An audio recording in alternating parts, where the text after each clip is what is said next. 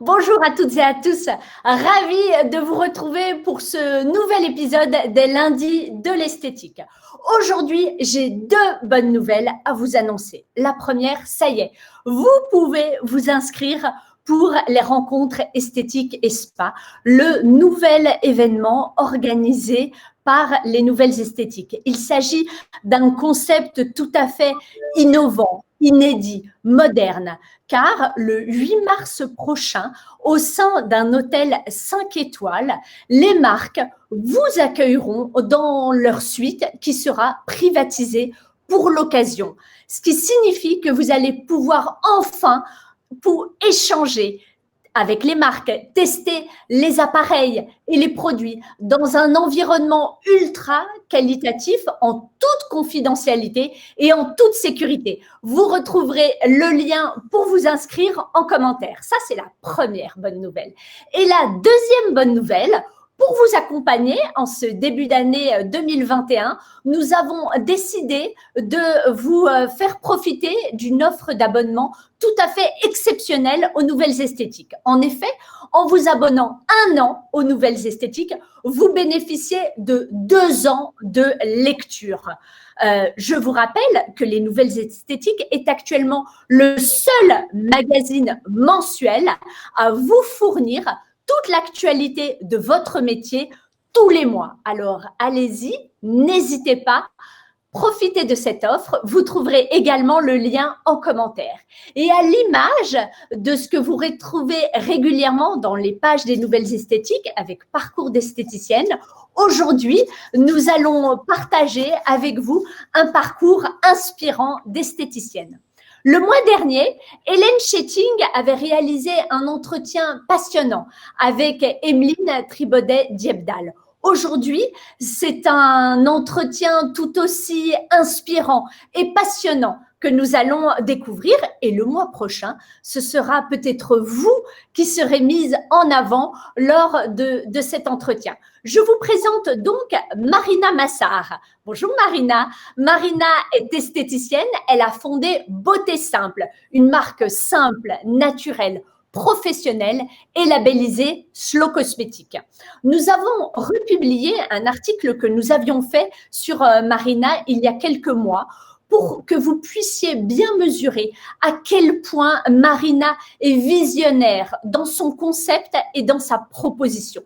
Comment a-t-elle fait pour avoir cette vision aussi juste de l'esthétique et de la cosmétique d'aujourd'hui et de demain? Comment a-t-elle fait pour créer sa marque? Quels conseils peut-elle vous donner? Comment voit-elle l'avenir de l'Institut de beauté et de l'esthéticienne? Comment vous inspirez d'elle? Ce sont toutes ces réponses que vous allez obtenir. Et comme ce qui nous intéresse, c'est Marina, c'est elle, sa personnalité, l'être humain en tant que tel, nous avons décidé à nouveau de demander à Hélène Schetting de mener cet entretien. Car Hélène Schetting est la grande spécialiste de l'humain, de l'intelligence émotionnelle et du management bienveillant. Elle est coach certifiée HEC. Sa spécialité, sa passion au quotidien, c'est l'humain. N'hésitez pas à poser vos questions tout au long de l'entretien. Marina et Hélène y répondront à la fin. Marina, Hélène, je vous laisse échanger entre vous et on se retrouve à la fin. Merci beaucoup, Laure. Marina, quel bonheur de vous recevoir aujourd'hui. Je suis ravie de vous recevoir. Avant de rentrer véritablement dans ce qui nous intéresse pour vous rencontrer, pour vous découvrir, j'ai rédigé quelques lignes. J'en ai pris l'habitude. Même si c'est que le deuxième rendez-vous, j'aime cette idée de démarrer ainsi. Donc, je lis quelques mots et on démarre. La première chose qui m'a interpellée, c'est la voix de mon invité. Oui, sa voix. Rauque, légèrement cassée, empreinte de force et de vulnérabilité. C'est d'ailleurs ce qui m'a quasi immédiatement touchée chez elle. Vous savez, c'est ce que je me suis noté et ça m'a fait sourire en le notant. Vous savez, un peu comme les mi-chocos de mon enfance. Le craquant du chocolat dessus et la douceur du caramel dedans. Alors, non de la comparer à ce bonbon, bien entendu, c'est surtout de vous parler de ce sourire. Oui, ce sourire accroché à ses lèvres en permanence qui m'a séduite. Ce sourire qui vous dit merci, celui qui vous dit viens, suis-moi dans ce projet fou, ce sourire qui vous invite à partager sa passion des plantes et du naturel, ce sourire qui vous dit poliment oui, je vais bien, même si les choses sont compliquées. Aujourd'hui, nous parlerons d'entrepreneuriat, forcément, mais pas que, de son histoire personnelle et aussi de Slow Cosmétique. Alors, bienvenue à tout le monde dans ce deuxième rendez-vous de Parcours Inspirant. Je suis ravie de recevoir mon invitée aujourd'hui, la créatrice de la marque Beauté Simple, Marina Massart. Alors, bonjour Marina, de manière très officielle. Je ne sais pas, en ce début d'année, si j'ose vous souhaiter une bonne année. Je me demande si d'ailleurs, ce n'est pas un gros mot. Alors, qu'est-ce que je peux vous souhaiter? Ben, mieux que 2020, en tout cas, ce serait déjà pas mal, même si au niveau professionnel, 2020 a été une année merveilleuse quand même, parce que les esthéticiennes ont été solidaires, ont mis plein de choses en place pour rebondir, elles baissent pas les bras et ça m'a fait du bien parce que j'ai eu peur pour elles, vu le contexte professionnel, c'est quand même un métier fragile et voilà, des entreprises fragiles et j'ai sincèrement eu peur pour elles et quand je les ai vues pleine de positive attitude, à trouver des solutions. Et quand j'ai vu les clients qui sont de nouveau au rendez-vous, qui ont besoin de se faire chouchouter, bah, ça m'a quand même rassurée. On arrive quand même à traverser cette année difficile, je trouve, plutôt la main quand même. Ça aurait pu être pire. On va croiser les doigts et souhaiter à notre secteur d'activité d'être toujours innovant, créatif et grâce aussi au soutien bien évidemment des marques puisque l'un sans l'autre, l'un ne va pas sans l'autre. Alors Marina, la première question, celle qui me brûle les lèvres depuis que j'ai fait votre rencontre et en préparant cette interview, c'est celle, je vais mettre les pieds dans le plat, c'est celle de votre histoire familiale. Alors, j'ai cette impression, en fait, comme en filigrane, le fil rouge de votre histoire, c'est votre famille. Est-ce que vous êtes d'accord avec ça? Ah, mais complètement. Quand je regarde en arrière, je me dis qu'en fait, c'est comme si tout était écrit, finalement. Je n'ai pas réellement voulu créer une marque de cosmétiques, mais tout s'est mis sur mon chemin pour. Quand j'entendais les commentaires de mon papa homéopathe avec les autres médecins, les vétérinaires, les pharmaciens, dire autant de bien de la nature, toutes les techniques qu'ils évoquaient à table régulièrement le dimanche en parlant de travail tous les jours. Quand je l'ai vu créer cette école d'homéopathie, les gens si fiers de lui et lui toujours en train d'étudier, de chercher à s'améliorer, à trouver des solutions pour les maladies. Puis j'ai vu mon frère qui l'a suivi, qui a commencé en tant que kiné, puis qui a continué en tant que, voilà, qui s'est spécialisé en médecine chinoise, qui a passé les diplômes en Chine pour être connu, pour que ses patients soient remboursés, les résultats qu'il obtenait, les gens satisfaits. Et moi, dans ce monde de la parfumerie qui ne me correspondait pas du tout, d'un point de vue déjà, on va dire, personnalité, mais aussi les formules qui, voilà, quand on analyse un peu tout ça, c'est un choix qu'on fait ou qu'on ne fait pas. Et j'étais beaucoup plus proche de la nature, donc quand je me suis installée dans mon petit institut dans le sud de la France, ben, je me demandais bien avec quelle marque j'allais travailler, comment j'allais faire. Et c'est là que papa a dit une petite phrase toute simple, mélange de l'argile, des huiles végétales, des huiles essentielles, tu n'auras pas de plus beaux résultats. Et j'ai commencé avec lui à étudier.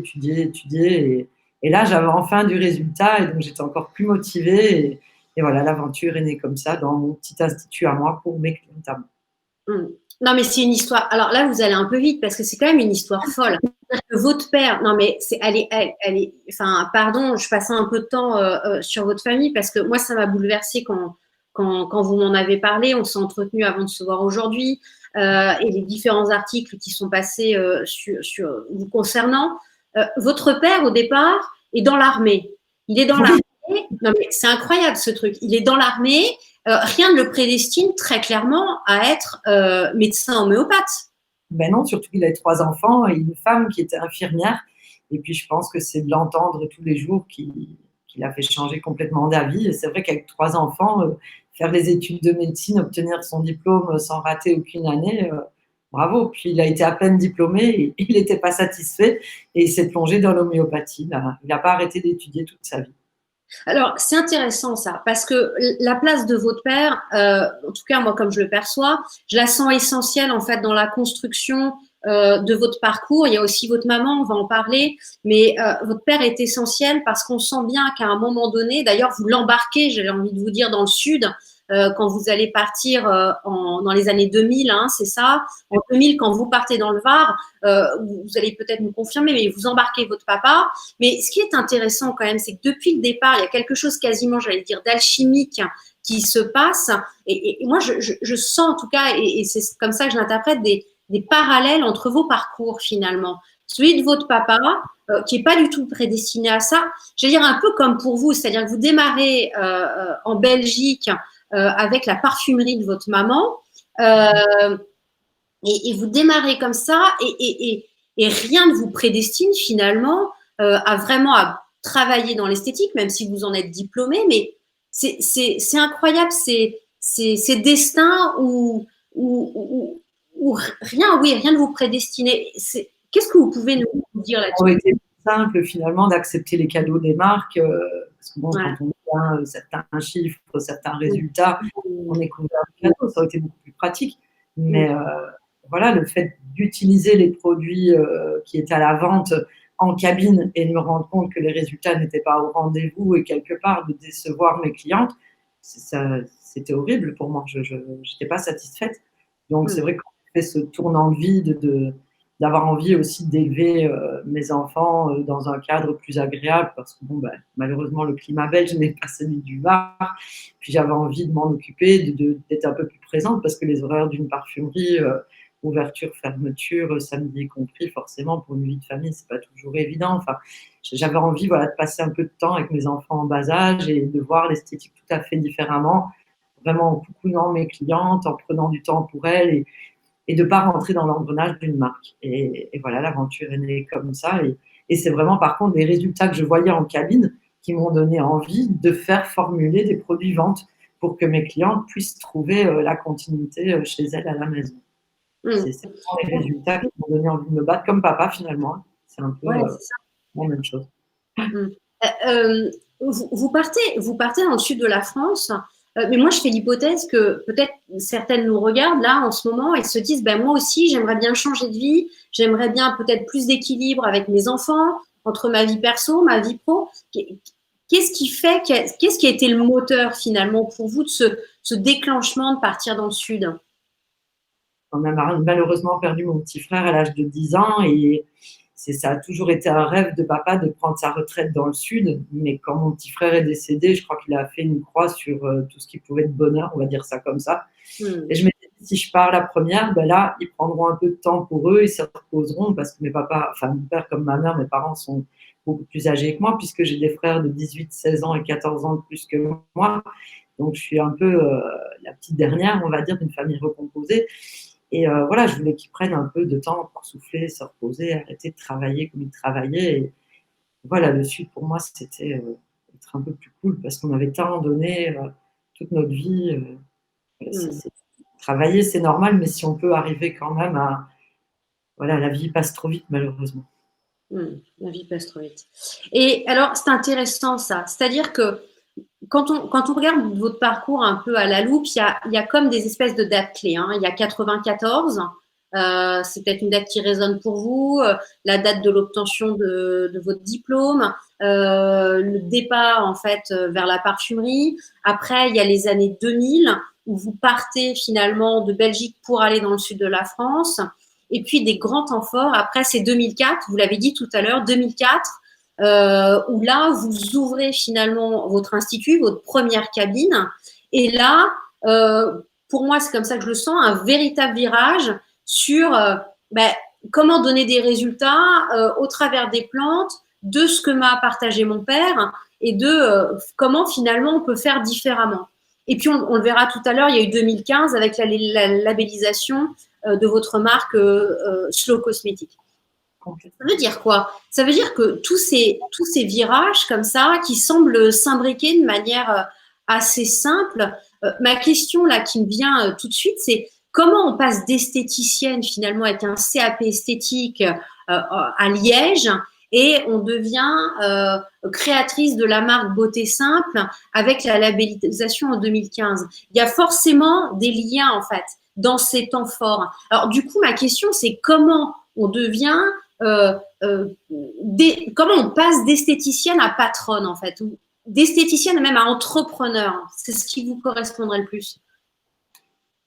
Ça a été un peu un parcours forcé parce que c'est mes clientes qui m'ont tellement encouragée en trouvant que les résultats étaient tellement au rendez-vous qu'elles m'ont dit: «Mais Marina, mais pourquoi tu ne le proposes pas aux esthéticiennes?» Ben, ma foi, j'y avais pas pensé et puis c'est vrai que les enfants ayant grandi, j'avais plus de temps libre et je sais pas, un projet un peu fou. Je me suis dit: «Bah oui, pourquoi pas? Pourquoi ne pas tenter? Pourquoi ne pas essayer?» C'est vrai que les résultats sont tellement beaux. Si mes petites mains, comme a dit Delphine, peuvent ne pas servir que dans ma cabine de soins, mais servir ailleurs et si des esthéticiennes peuvent être satisfaites tous les jours de travailler avec des produits qui donnent des résultats, ben, je suis la plus heureuse. Et les retombées que j'ai tous les jours et des esthéticiennes satisfaites et des clientes finales satisfaites, ben, ça me donne envie de me lever tous les jours et ça éclaire ma journée, quoi. C'est un vrai bonheur. Quelle a été la ressource que vous avez dû mobiliser? Et peut-être ça peut être apprenant et du coup inspirant pour les autres femmes qui nous regardent aujourd'hui.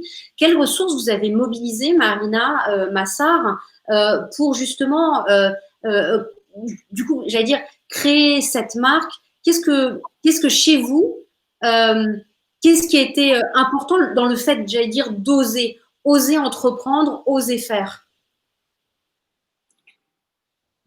C'est vrai qu'à l'époque, j'étais encore mariée, j'avais quand même un mari qui gagnait sa vie, donc j'avais pas trop peur et je m'étais quand même dit, bon, voilà, moi, mon ambition, c'était vraiment d'avoir un deuxième parcours professionnel parce que c'est vrai que c'est la continuité finalement de ce que j'ai fait, c'est-à-dire que ce métier, je l'ai pratiqué de tellement de façons, autant dans des hôtels de luxe que dans une pièce de la maison, qu'au domicile des clients, qu'en parfumerie. J'ai fait énormément de formations et les premières personnes qui m'ont fait confiance, j'ai remarqué que c'était ça qu'elles appréciaient en fait, c'était le fait de pouvoir un peu être coachée, être guidée, parce qu'elles me posaient des questions qui allaient au-delà des questions qui concernaient la marque. Hein. C'était aussi, voilà, elles avaient confiance en moi, j'étais un peu leur grande sœur.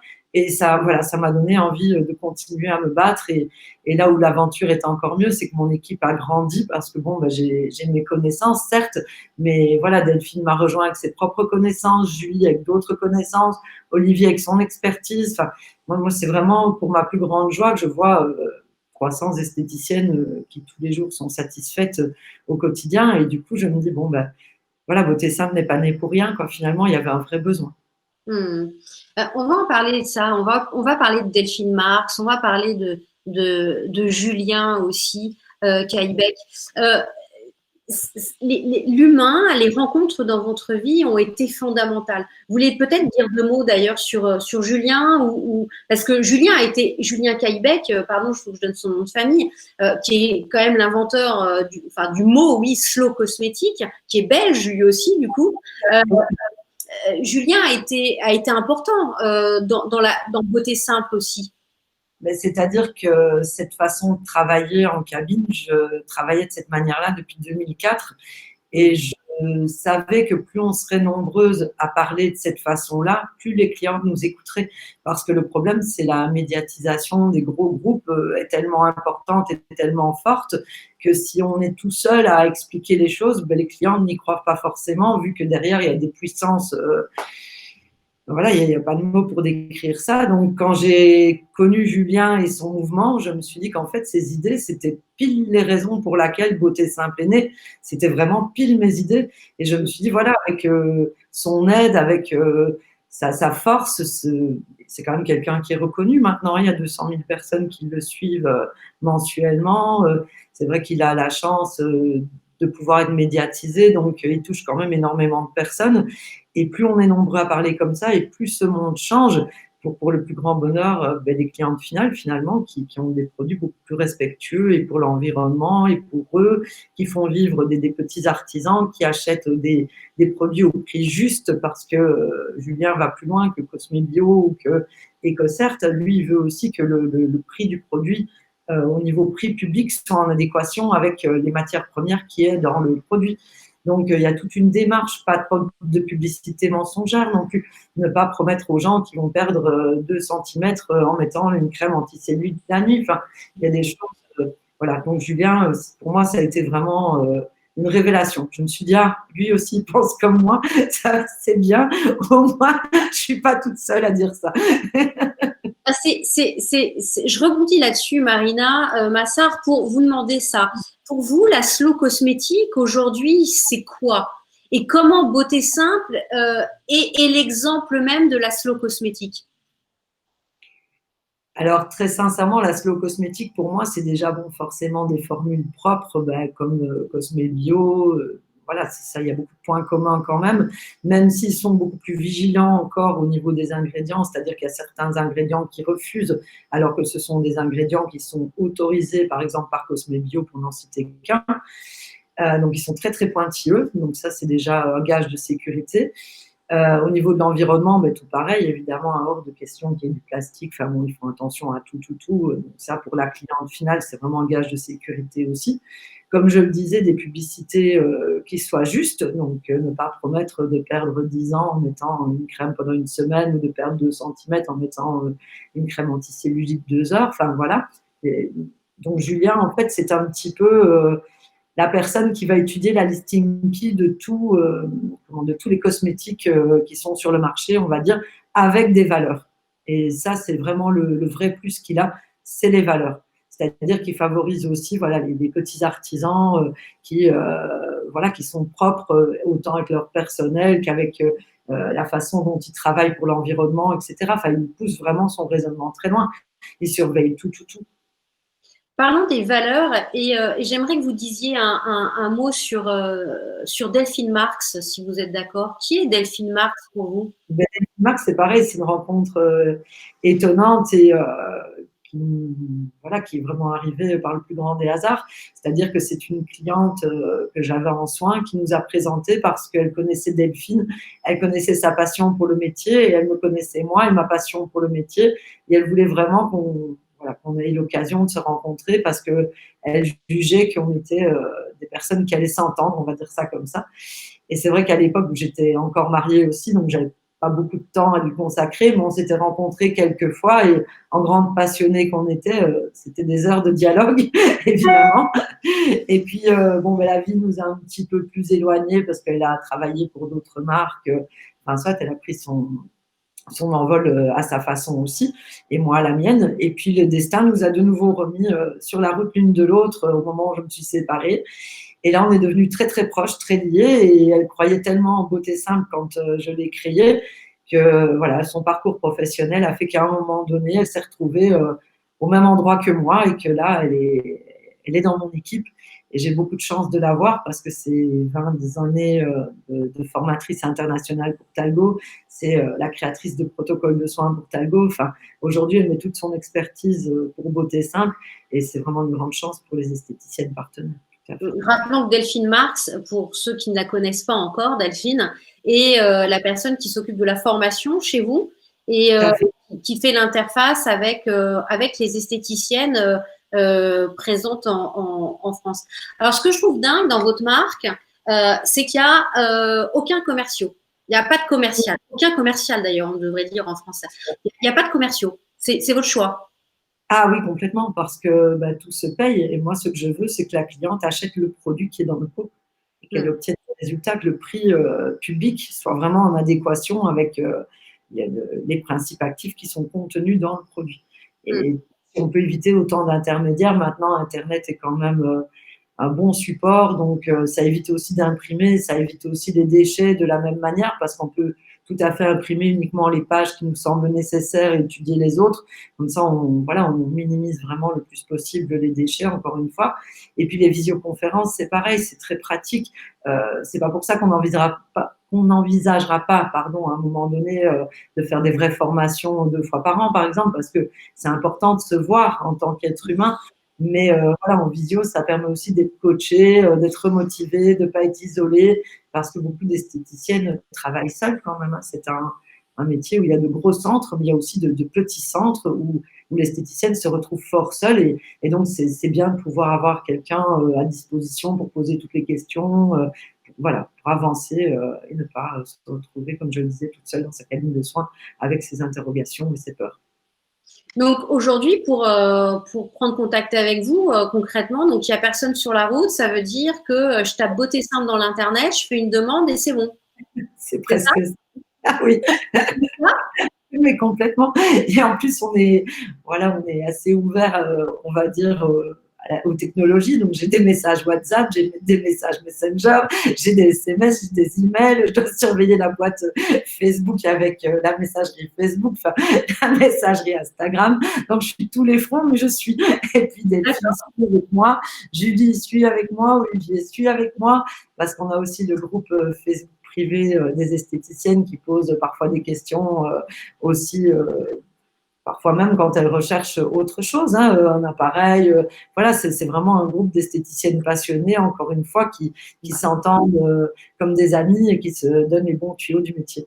Donc oui, on est un peu sur tous les fronts, mais voilà, concrètement, on prend contact avec moi dans un premier temps, je donne la documentation professionnelle, je peux faire parvenir des doses d'essai aussi parce que bien évidemment qu'il faut aimer les textures et les odeurs, c'est trop important. Et puis on prend le temps qu'il faut, hein, on prend un rendez-vous d'1 heure et puis si on faut un second, un troisième, enfin voilà, il n'y a pas de souci, on est derrière les esthéticiennes, on ne les abandonne pas tant qu'elles ne maîtrisent pas, tant qu'elles ont des questions, même 10 ans plus tard, on sera là. Dans une interview aux Nouvelles Esthétiques, vous dites « Mon objectif, c'est d'apporter à mes clientes la confiance et l'estime de soi. » Alors, moi, je sais que je suis dans l'acte 3. Hein. Je vous interdis de rire, Marina, je vous interdis de rire. Donc, je ne donnerai pas mon âge. Mais parlez-nous justement de votre gamme et peut-être des nouveautés. Il me semble qu'il y a une gamme éclaircissante qui arrive. Parlez-nous justement de ce rapport entre donner confiance en soi, comment en fait les produits cosmétiques et les vôtres entre autres peuvent apporter ça, et puis peut-être un mot sur cette gamme qui me semble être intéressante d'en parler aujourd'hui parce que je crois que c'est une nouveauté aussi. C'est-à-dire que beauté simple, pour moi, c'était très très important que la cliente qui pousse un institut beauté simple, ce soit vraiment la simplicité, une oreille bienveillante, parce qu'il y a énormément de clientes très complexées qui malheureusement n'osent pas pousser la porte d'un institut parce que justement, elles se sentent parfois en infériorité par rapport à la jolie esthéticienne si bien maquillée. Voilà, donc c'est parfois difficile pour elles de pousser la porte d'un institut et c'est tellement dommage parce qu'on est les mieux placés pour… voilà, parfois juste une épilation sourcil, juste un conseil maquillage, juste les bons produits qui modifient la peau, déjà avoir la peau beaucoup plus lumineuse, avoir la peau repulpée, atténuer parfois quelques petits centimètres avec des bons conseils, parce que les conseils, ça va au-delà des produits cosmétiques quand on connaît son métier, qui ne sait pas que la beauté extérieure vient aussi de l'intérieur. Enfin, il y a tellement de choses possibles. Donc nous, voilà, on essaye vraiment que la cliente finale retrouve ça chez son esthéticienne. Les esthéticiennes qui sont des esthéticiennes beauté simple, ben, travaillent comme ça, en fait, sont vraiment des gens qui ont du cœur, qui sont dans la tolérance, dans le respect, dans l'estime et dans la passion de leur métier et aiment profondément leurs clientes. Donc, voilà, beauté simple, c'est tout ça, en fait. Et c'est une gamme aussi bon, qui est, je pense, suffisante, mais qui n'est pas trop non plus. C'est-à-dire qu'il y a toute une gamme nettoyante, dont l'huile démaquillante qui est sortie en 2020 parce que c'était un souhait de la part des esthéticiennes partenaires, parce que c'est une marque aussi qu'on fait tout ensemble. C'est-à-dire que je suis toujours à l'écoute des esthéticiennes qui ont besoin d'un produit et quand j'entends que c'est un besoin qui est partagé, je fais en sorte de répondre à leurs demandes. Donc, l'huile démaquillante, c'était vraiment leur souhait en 2020. Là, leur souhait, c'était également une gamme éclaircissante, donc qui normalement devrait voir le jour en février, je l'espère, qu'il n'y aura pas de retard, parce qu'il y a toujours des petits aléas, mais normalement, ça devrait être ça. Beauté simple grandit bien aussi, donc on a fait traduire la marque. Donc, on a créé des étuis et toujours dans le but qu'il n'y ait pas de déchets, on a créé toute une collection en fait de coloriage et découpage pour enfants à l'intérieur des étuis sous forme de collection pour que les enfants des clientes ou leurs voisins enfin, puissent jouer avec ces étuis et qu'il y ait de nouveau pas de poubelle. Enfin, voilà, on réfléchit toujours du mieux possible pour que Beauté Simple soit une marque un peu familiale, parce qu'on se rend compte que finalement, les clientes qui utilisent les produits pendant le premier confinement ont fait des soins à leur fils, ont fait des soins à leur mari, et finalement, c'est la famille qui se met à Beauté Simple. C'est ce que je disais en introduction, hein, votre ligne rouge à vous, c'est l'hypothèse que je formulais au démarrage, mais je crois qu'elle est vraiment inscrite non seulement dans votre ADN, mais aussi dans l'ADN de la marque. D'ailleurs, c'est une vraie question, peut-on dissocier la marque de l'entrepreneur? Marina, vous avez 4 heures. Non, je plaisante. C'est pour vous dire que j'ai cette croyance-là que chez vous, vraiment, le fil conducteur, c'est vraiment l'humain et la famille. Et c'est amusant que vous nous partagez ça. Alors, Marina, vous portez cette phrase régulièrement, je vous cite, tomber c'est de l'expérience, se battre c'est du caractère, ne pas abandonner c'est la vie. Aujourd'hui, racontez-nous comment cela se traduit dans votre vie, que ce soit personnelle ou professionnelle. La vie m'a infligé, on va dire, pas mal de claques.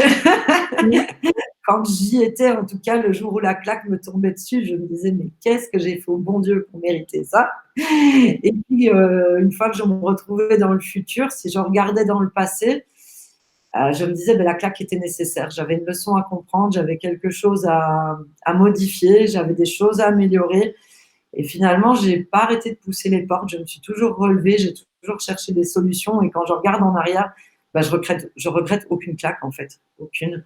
Et c'est vrai que, oui, voilà, je vous l'ai confié, hein, entre le divorce qui n'a pas été une période facile, bah, comme beaucoup de femmes, puis ce cancer que vous savez, ça, voilà, c'est une période qui n'est pas facile non plus, mais malgré tout, c'est tellement de joie, mon métier au quotidien, les gentils messages que je reçois tous les jours, que voilà, je dépasse tout ça et je me mets peut-être encore plus à la place de beaucoup de femmes qui ont parfois moins de chance que moi parce que voilà, je pense sans arrêt aux femmes qui ont divorcé mais qui n'ont pas toujours les moyens financiers pour gâter leurs enfants et des pères parfois qui tournent tellement un livre qu'ils ne s'occupent même plus de leurs enfants.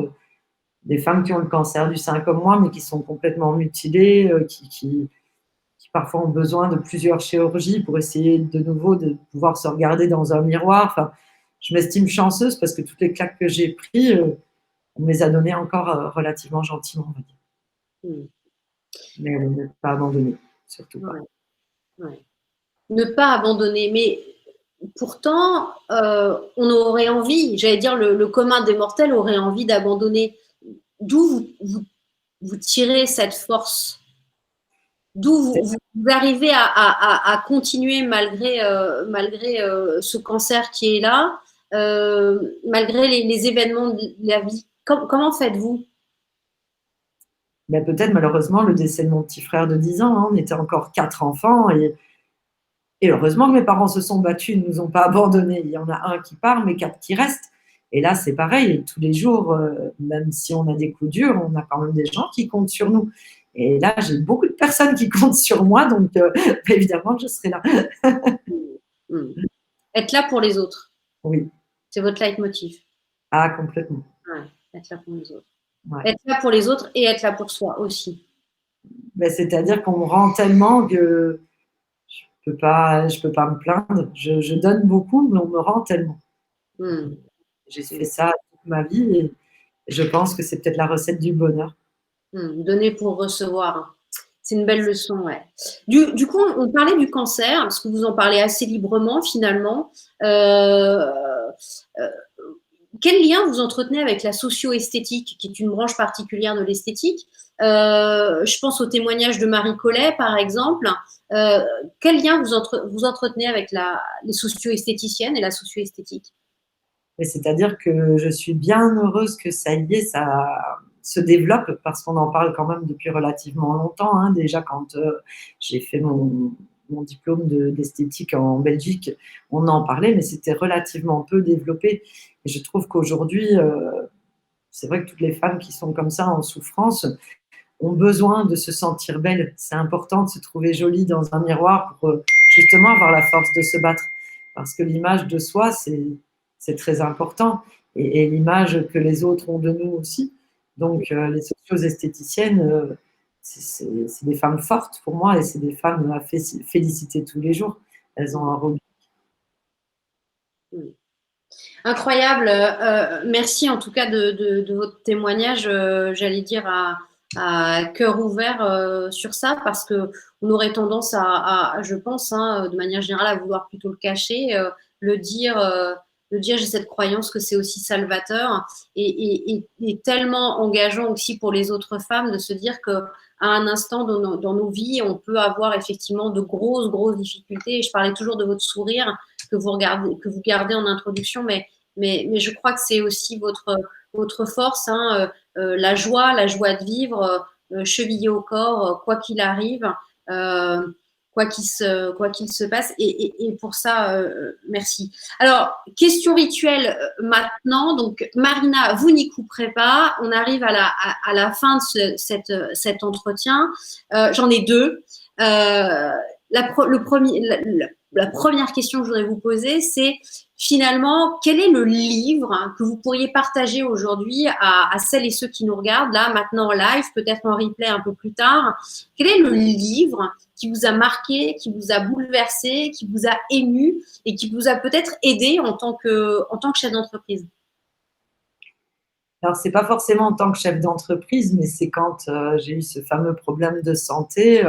Beaucoup d'esthéticiennes avec qui je travaille depuis le début de la marque sont devenues finalement des amies. Donc, il y en a certaines à qui j'ai dit, on va dire très vite ce qui m'arrivait parce que c'était plus en tant qu'amie que je l'ai dit. Et elles m'ont conseillé un petit livre, enfin un livre qui s'appelle Kilomètre Zéro. Et c'est tellement ma façon de voir la vie. C'est ça, c'est de se dire que ce qui est négatif aujourd'hui est parfois positif demain et que ce qui ne doit pas arriver n'arrive pas parce qu'il y a parfois beaucoup mieux qui se prépare pour nous. Donc voilà, ne jamais abandonner, toujours continuer, croire dans son destin et avoir confiance en lui. Pour moi, c'est vraiment… et ce livre, Kilomètre Zéro, c'est tout à fait ça. Ok, donc un conseil, le lire et se le procurer rapidement. Ok. En Bible. Bien sûr. Et la deuxième question que je voudrais vous poser, que vous connaissez maintenant, c'est quel est le mantra qui vous accompagne au quotidien et qui vous permet justement de développer votre entreprise, d'être dans cette présence avec les esthéticiennes qui vous suivent, d'être en lien avec vos collaborateurs. Quel est ce mantra? Eh ben, ne jamais reporter à demain ce qu'on peut faire le jour même. Mais je le prends pour tout quand même. C'est-à-dire que pour le travail, bien sûr, parce que sinon, on est vite noyé. Donc, il faut faire un maximum tous les jours. Mais aussi, les gens qu'on aime, il faut en profiter tant qu'ils sont là. C'est très important. Et un clin d'œil, du coup, à votre grand-mère? C'est ça. Quand même. 87 ans. Un clin d'œil à votre grand-mère qui pour ce mantra vient d'elle et toujours ce lien familial. Décidément, c'est dans votre ADN et dans l'ADN de Beauté Simple. Marina, merci infiniment pour ce moment passé ensemble. Merci pour votre, j'allais dire, votre vérité et votre spontanéité qui me touche et qui m'a beaucoup touchée encore aujourd'hui. Merci infiniment. Merci. Alors, est-ce que Laure est parmi nous et de retour ou pas? Oui, évidemment. Évidemment, je suis là. Merci beaucoup, Marina. Merci beaucoup, Hélène. Vraiment merci, Marina, d'avoir partagé avec nous votre vision, votre expertise et les épreuves que vous traversez actuellement. Il n'y a pas eu de questions. Il n'y a eu que des commentaires dithyrambiques d'esthéticiennes qui sont littéralement amoureuses de Beauté Simple. Moi, j'aurais une question pour toutes les deux. Marina, quel conseil est-ce que vous pourriez donner aux esthéticiennes qui nous écoutent actuellement?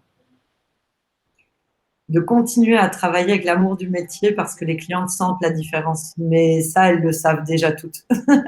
C'est vraiment la recette. Si on aime les gens vous aiment et vous font confiance. Et voilà, quand on conseille avec son cœur et quand on ne vole pas les gens, ben forcément, ils le sentent et vous êtes épanouis tous les jours au quotidien. Et voilà, je peux pas en dire. Et du coup, j'enchaîne avec Hélène. Marina dit qu'il faut recommande qu'il faut être passionné tous les jours, sauf que c'est pas facile tous les jours. Il y a des moments où ça le fait pas. Il y a rien qui va. Comment est-ce qu'on fait pour rester passionné tout le temps, Hélène? En fait, moi, j'ai vraiment cette croyance là aussi chevillée au corps que à partir du moment où on agit avec ses tripes, avec son cœur, etc. En fait, on n'a pas besoin de se remotiver.